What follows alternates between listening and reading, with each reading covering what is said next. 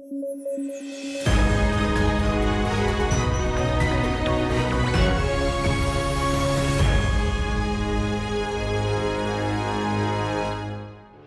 में यूपीएससी की तैयारी से संबंधित प्रोग्राम्स को देखने के लिए सब्सक्राइब करें स्टडी IQIAS हिंदी।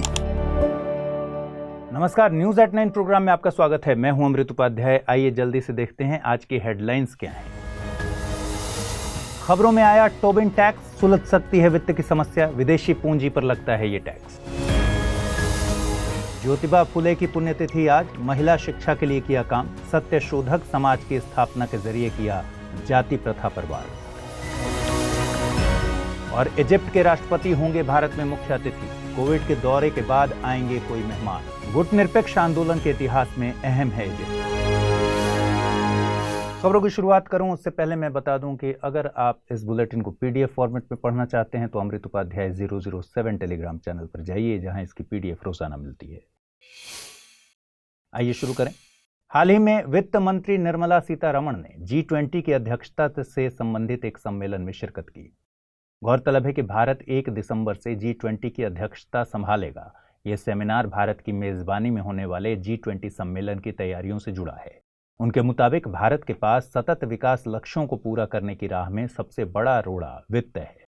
ऐसा माना जा रहा है कि टोबिन टैक्स वित्त की इस समस्या को सुलझाने का जरिया बन सकता है। विदेशी पूंजी की आवक पर लगने वाले कर को टोबिन टैक्स कहते हैं। इसका नामकरण नोबेल अर्थशास्त्री जेम्स टोबिन के नाम पर किया गया था। इस तरह का कर तभी लगाया जाता है जब सरकार ये महसूस करती है कि विदेशी पूंजी के चलते घरेलू वित्तीय तंत्र पर नकारात्मक असर पड़ रहा है। इस टैक्स को रॉबिनहुड टैक्स के नाम से भी जानते हैं, क्योंकि इसमें सरकार बड़े करेंसी एक्सचेंज में से एक छोटा अमाउंट टैक्स के तौर पर वसूलती है। इस खबर की अहमियत को समझने के लिए साल 2007 में यूपीएससी की प्रारंभिक परीक्षा में पूछे गए सवाल पर गौर करिए। सवाल पूछा गया था, निम्नलिखित कथनों पर विचार करें।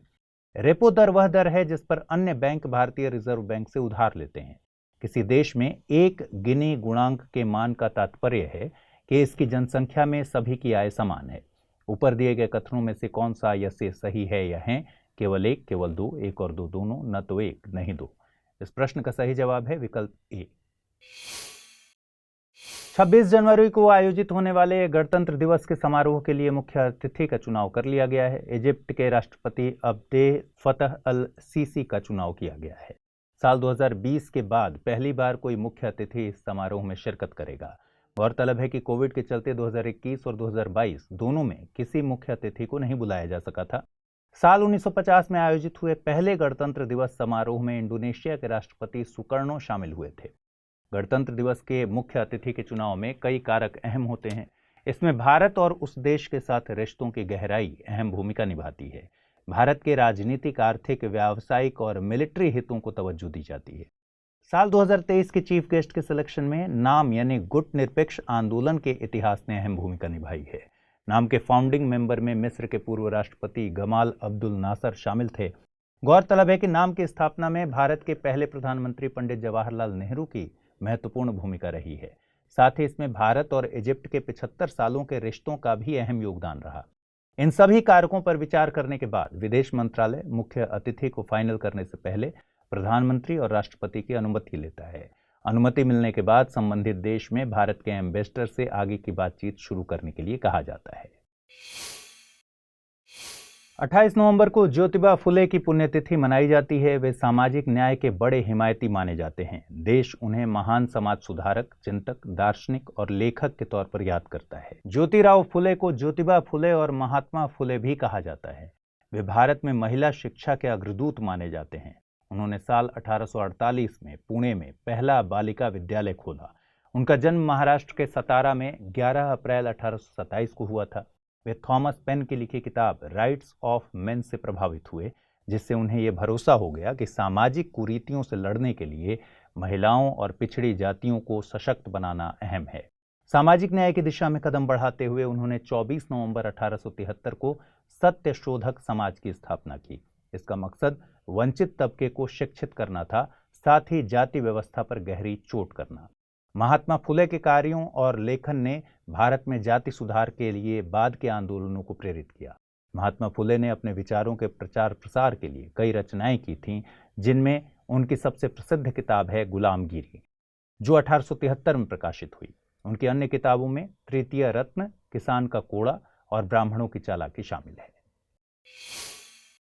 भारतीय नेवी ने सर्वे इक्षक को चेन्नई में लॉन्च किया। इसे गार्डनर रिच शिप बिल्डर्स और L&T ने तैयार किया है।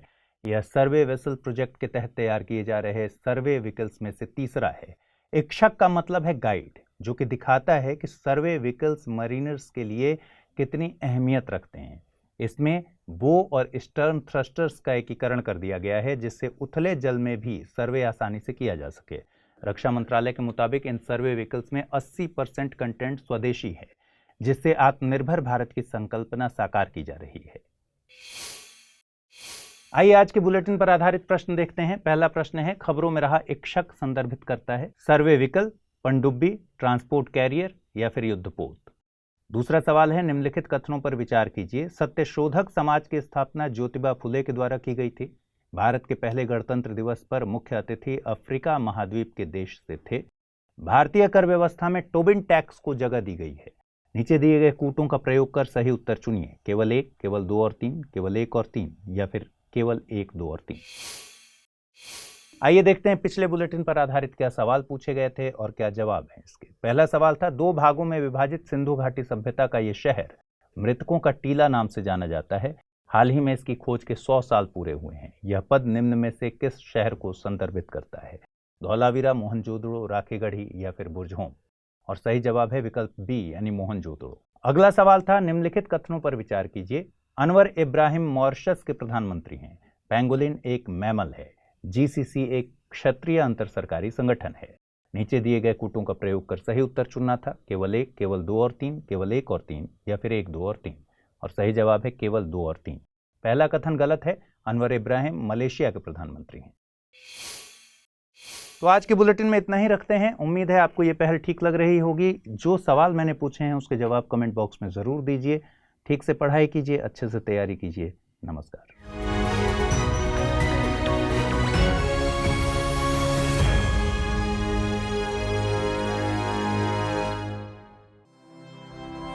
स्टडी IQ IAS, अब तैयारी हुई अफोर्डेबल।